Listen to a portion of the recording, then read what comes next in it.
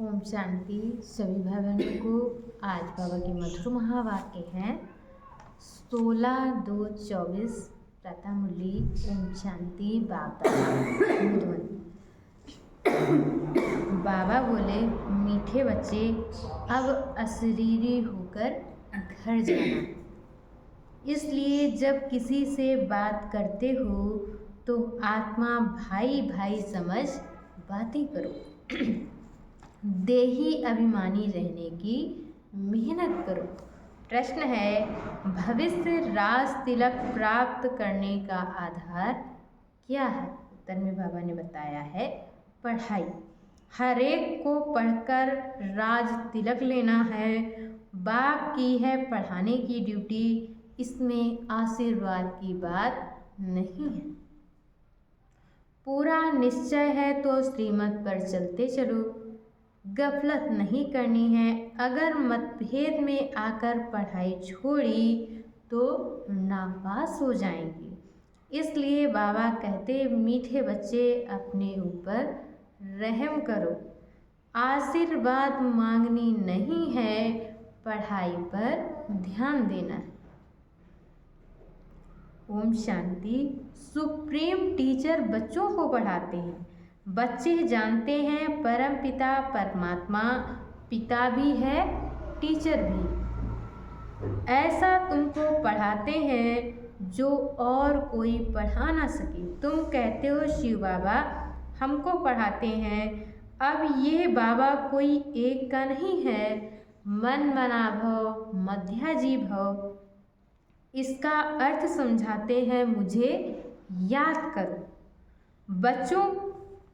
बच्चे तो अब समझदार हुए हैं। बेहद का बाप कहते हैं, तुम्हारा वर्षा तो है ही, ये कभी भूलना नहीं चाहिए। बाप आत्माओं से बातें करते हैं। अभी तुम जीव आत्माएं हो ना। बेहद का बाप भी निराकार है। तुम जानते हो इस तन द्वारा वह हमको पढ़ा रहे हैं और कोई ऐसे नहीं समझेंगे। स्कूल में टीचर पढ़ाते हैं तो कहेंगे लौकिक टीचर लौकिक बच्चों को पढ़ाते हैं। ये है पारलौकिक सुप्रीम टीचर जो पारलौकिक बच्चों को पढ़ाते हैं। तुम भी परलोक मूल वतन के निवासी हो। बाप भी परलोक में रहते हैं। बाप कहते हैं हम भी शांति धाम के निवासी हैं और तुम भी वहाँ के ही निवासी हो। हम दोनों एक धाम के रहवासी हैं। तुम अपने को आत्मा समझो, मैं परमात्मा। अभी तुम यहाँ पार्ट बजा रहे हो। पार्ट बजाते बजाते तुम अभी पतित बन गए हो।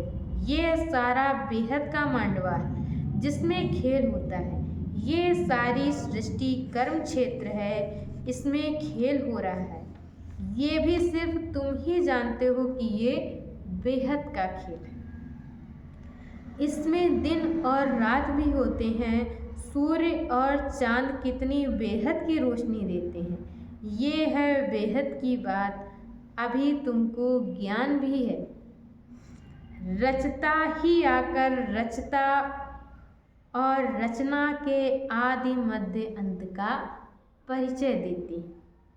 बाप कहते हैं तुमको रचना के आदि मध्य अंत का राज सुनाने आया हूँ।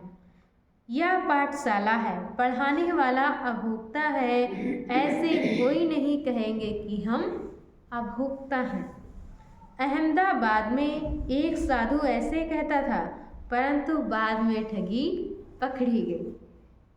इस समय ठगी भी बहुत निकल पड़ी है। वेशधारी बहुत हैं, इनको तो कोई वेश है नहीं।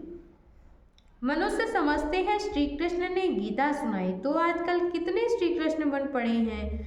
अब इतने श्री कृष्ण तो होते नहीं। यहाँ तो तुमको शिव बाबा आकर पढ़ाते हैं, आत्माओं को सुनाते हैं।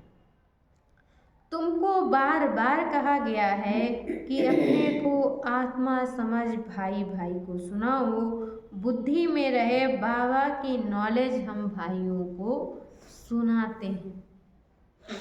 मेल अथवा फीमेल दोनों भाई भाई हैं, इसलिए बाप कहते हैं तुम सब मेरे वर्षे के हकदार हो। वैसे फीमेल को वर्षा नहीं मिलता है क्योंकि उनको ससुर घर जाना है। यहाँ तो है ही सब आत्माएं, अशरीरी होकर जाना है घर। अभी तुमको ज्ञान रत्न मिलते हैं, ये अविनाशी रत्न बन जाते हैं। आत्मा ही ज्ञान का सागर बनती है ना, आत्मा ही सब कुछ करती है। परंतु मनुष्यों को देह अभिमान के कारण देही अभिमानी बनते नहीं है। अब तुमको देही अभिमानी बन एक बात को याद करना है। कुछ तो मेहनत चाहिए ना। लौकिक गुरु को कितना याद करते हैं, मूर्ति रख देते हैं। अब कहाँ शिव का चित्र, कहाँ मनुष्यों का चित्र। रात दिन का फर्क है। वह गुरु का फोटो पहन लेते हैं। पति लोगों को अच्छा नहीं लगता कि दूसरों का फोटो पहने। हाँ, शिव का पहनेंगे तो वह सबको अच्छा लगेगा, क्योंकि वो तो परमपिता है ना, है परमपिता। उनका चित्र तो होना चाहिए। ये है गले का हार बनाने वाला। तुम रुद्रमाला का मोती बनेंगे। यूं तो सारी दुनिया रुद्रमाला भी है, प्रजापिता ब्रह्मा की माला भी है, ऊपर में सिजरा है, वह है हद का सिजरा, ये है बेहद का। जो भी मनुष्य मात्र है सबकी माला है। आत्मा कितनी छोटी सी छोटी बिंदी है, बिल्कुल छोटी बिंदी है। ऐसे ऐसे बिंदी देते जाओ तो अनगिनत हो जाएंगे। गिनती करते करते थक जाएंगे, परंतु देखो आत्माओं का झाड़ कितना छोटा है। ब्रह्म तत्व में बहुत थोड़ी जगह में रहती हैं, वह फिर यहाँ आती है पार्ट बजाने। यहाँ तो कितनी लंबी चौड़ी दुनिया है, कहाँ कहाँ एरोप्लेन में जाते हैं, वहाँ फिर एरोप्लेन आदि की दरकार नहीं है। आत्माओं का छोटा सा झाड़ है, यहाँ मनुष्यों को कितना बड़ा झाड़ है। ये सब है प्रजापिता ब्रह्मा की संतान, जिसको कोई ईडम कोई आदिदेव कहते हैं। मेल फीमेल तो जरूर है। तुम्हारा है प्रवृत्ति मार्ग, निवृत्ति मार्ग का खेल होता नहीं। एक हाथ से क्या होगा, दोनों पहिए चाहिए, दो हैं तो आपस में रेस करते हैं। दूसरा पहिया साथ नहीं देता है तो ढीले पड़ जाते हैं, परंतु एक के कारण ठहर नहीं जाना चाहिए। पहले पहले पवित्र प्रवृत्ति मार्ग था, फिर होता है अपवित्र, गिरते ही जाते हैं। तुम्हारी बुद्धि में सारा ज्ञान है। ये झाड़ कैसे बढ़ता है, कैसे एडिशन होती जाती है, ऐसा झाड़ कोई निकाल ना सके। कोई की बुद्धि में रचता और रचना के आदि मध्य अंत का नॉलेज है ही नहीं। इसलिए बाबा ने कहा था, यह लिखो कि हमने रचता द्वारा रचता और रचना की नॉलेज का अंत पाया है। वह तो ना रचता को जानते ना रचना को। अगर परंपरा या ज्ञान चला आता तो कोई बतावे ना, सिवाय तुम ब्रह्मा कुमार कुमारियों को कोई बता न सके। तुम जानते हो हम ब्राह्मणों को ही परमपिता परमात्मा पढ़ाते हैं। हम ब्राह्मणों का ही ऊंचे से ऊंचा धर्म है। चित्र भी जरूर दिखाना पड़े ना। चित्र बगैर का बुद्धि में बैठेगा नहीं। चित्र बहुत बड़े बड़े होने चाहिए। वैरायटी धर्मों का झाड़ कैसे बढ़ता है ये भी समझाया है। आगे तो कहते थे हम आत्मा सो परमात्मा, परमात्मा सो हम आत्मा, अब बाप ने इसका अर्थ भी समझाया है। इस समय हम सो ब्राह्मण हैं, फिर हम सो देवता बनेंगे नई दुनिया में। अभी हम पुरुषोत्तम संगम युग पर हैं, अर्थात ये है पुरुषोत्तम बनने का संगम युग। ये सब तुम समझा सकते हो। रचता और रचना का अर्थ, हम सो का अर्थ। ओम अर्थात मैं आत्मा फर्स्ट, फिर ये शरीर है। आत्मा अविनाशी और ये शरीर विनाशी है। हम ये शरीर धारण कर पाठ बजाते हैं, इसको कहा जाता है आत्माभिमान।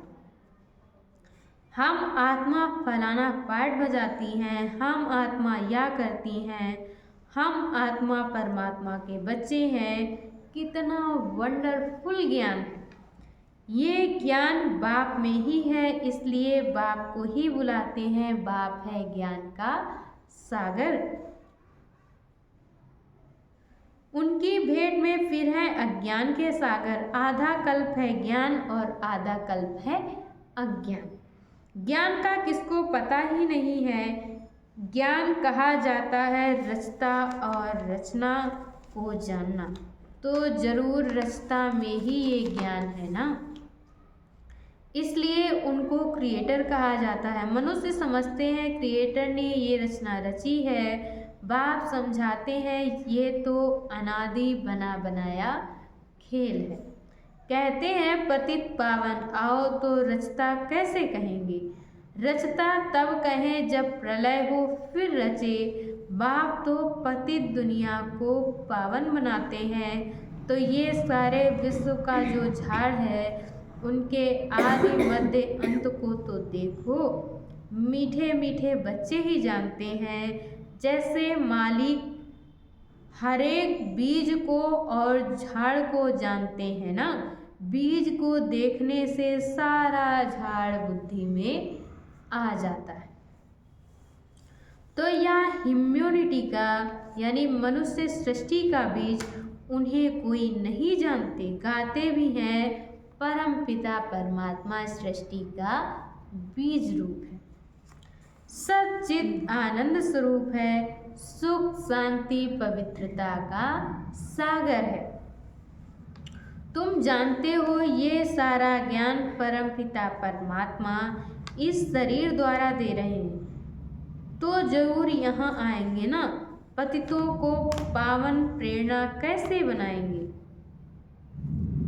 पतितों को पावन प्रेरणा से कैसे बनाएंगे। तो बाप यहाँ आकर सबको पावन बनाकर ले जाते हैं।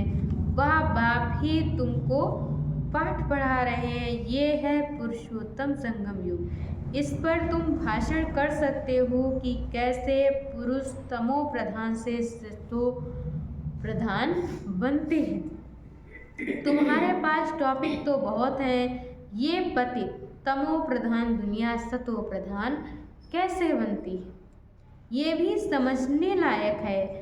आगे चलकर तुम्हारा यह ज्ञान सुनेंगे।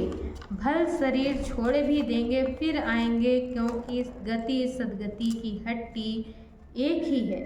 तुम कह सकते हो कि सर्व का सदगति दाता एक बात ही है। उनको श्री श्री कहते हैं। श्रेष्ठ से श्रेष्ठ है परम पिता परमात्मा, वो हमें श्रेष्ठ बनाते हैं। श्रेष्ठ है सतयुग, भ्रष्ट है कलयुग। कहते भी हैं भ्रष्टाचारी है, परंतु अपने को नहीं समझते। पति दुनिया में एक भी श्रेष्ठ नहीं। श्री श्री जब आए तब आकर श्री बनाए। श्री का टाइटल सतयुग आदि में देवताओं का था। यहाँ तो सबको श्री श्री कह देते हैं। वास्तव में श्री अक्षर है ही पवित्रता का। दूसरे धर्म वाले कोई भी अपने को श्री नहीं कहेंगे, श्री पोप कहेंगे क्या। यहाँ तो सबको कहते रहते हैं, कहाँ हंस मोती चुगने वाले, कहाँ बहुले गंध खाने वाले। फर्क तो है ना। ये देवताएं हैं फूल, वह है गार्डन ऑफ अल्लाह यानी ईश्वर का बगीचा है। बाप तुमको फूल बना रहा है, बाकी फूलों में वैरायटी है, सबसे अच्छा फूल है किंग फ्लावर। इन लक्ष्मी नारायण को नई दुनिया का किंग क्वीन फ्लावर कहेंगे। तुम बच्चों को आंतरिक खुशी होनी चाहिए, इसमें बाहर का कुछ करना नहीं होता। ये बत्तियां आदि जलाने का भी अर्थ चाहिए। शिव जयंती पर जलानी चाहिए या दिवाली पर लक्ष्मी का आवाहन करते हैं, उनसे पैसे मांगते हैं। जबकि भंडारा भरने वाला तो शिव भोला भंडारी है। तुम जानते हो शिव बाबा द्वारा हमारा अखूट खजाना भर जाता है। ये ज्ञान रत्न धन है, वहाँ भी तुम्हारे पास अथाह धन रहता है।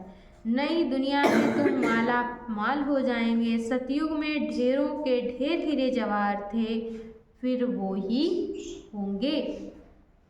मनुष्य पूछते हैं यह सब खत्म होगा, फिर कहाँ से आएगा?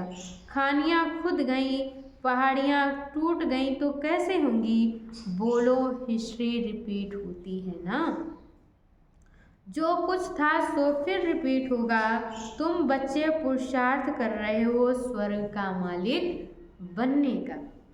स्वर्ग की हिस्ट्री ज्योग्राफी फिर रिपीट होगी। गीत में है ना, आपने सारी सृष्टि, सारा समुद्र, सारी पृथ्वी हमको दे दी है, जो कोई हमसे छीन नहीं सकता। उसकी भेंट में अब क्या है? जमीन के लिए, पानी के लिए, भाषा के लिए लड़ते हैं। स्वर्ग के रचता बाबा का जन्म मनाया जाता है। जरूर उसने स्वर्ग की बादशाही दी होगी। अब बाप तुमको पढ़ा रहे हैं, तुमको इस शरीर के नाम रूप से न्यारा हो, अपने को आत्मा समझना है, पवित्र बनना है, या तो योग बल से या तो सजाएं खाकर। फिर भी पद कम हो जाता है। स्टूडेंट की बुद्धि में रहता है ना, हम इतना मर्तबा पाते हैं, टीचर ने इतना पढ़ाया, फिर टीचर को भी सौगात देते हैं। या तो बाप तुमको विश्व का मालिक बनाते हैं, तो तुम फिर भक्ति मार्ग में उनको याद करते रहते हो। बाकी बाप को आप क्या सौगात देंगे? हम बाबा को क्या दे सकते हैं? यहाँ जो कुछ देखते हो वह तो रहना नहीं है, ये तो पुरानी छीछी दुनिया है। तब तो मुझे बुलाते हैं। बाप तुमको पतित से पावन बनाते हैं। इस खेल को याद करना चाहिए। मेरे में रचना के आदि मध्य अंत की नॉलेज है, जो तुमको सुनाता हूँ। तुम अब सुनते हो फिर भूल जाते हो। 5000 वर्ष के बाद फिर चक्र पूरा होगा। तुम्हारा पार्ट कितना लवली है। तुम सतो प्रधान व लवली बनते हो, फिर तमो प्रधान भी तुम ही बनते हो। तुम ही बुलाते हो, बाबा आओ, मैं आया हूँ। अगर निश्चय है तो श्रीमत पर चलना चाहिए, गफलत नहीं करनी चाहिए। कई बच्चे मतभेद में आकर पढ़ाई छोड़ देते हैं। श्रीमत पर नहीं चलेंगे, पढ़ेंगे नहीं तो नापास भी तुम ही होंगे। बाप तो कहते हैं कि अपने पर रहम करो। हर एक को पढ़कर अपने को राज तिलक देना है। बाप को तो है पढ़ाने की ड्यूटी, इसमें आशीर्वाद की बात नहीं। फिर तो सभी पर आशीर्वाद करनी पड़े। ये कृपा आदि भक्ति मार्ग में मांगते हैं। यह यहाँ वह बात नहीं।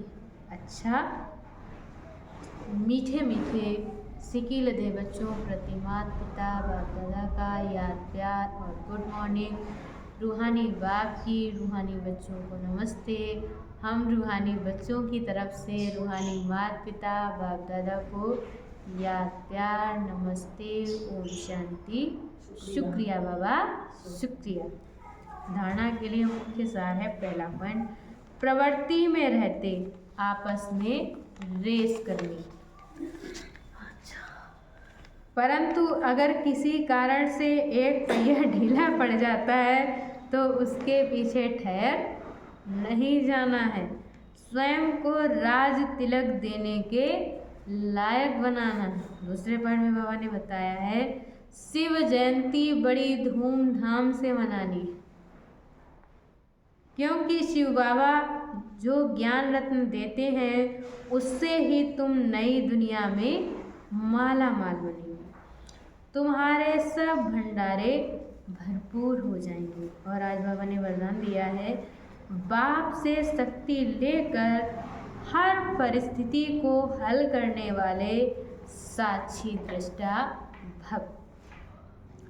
आप बच्चे जानते हो कि अति के बाद अंत होना ही है, तो हर प्रकार की हलचल अति में होगी, परिवार में भी खिटपिट होगी, मन में भी अनेक उलझने आएंगी, धन भी नीचे ऊपर होगा, लेकिन जो बाप के साथी हैं, सच्चे हैं, उनका जवाबदार बाप।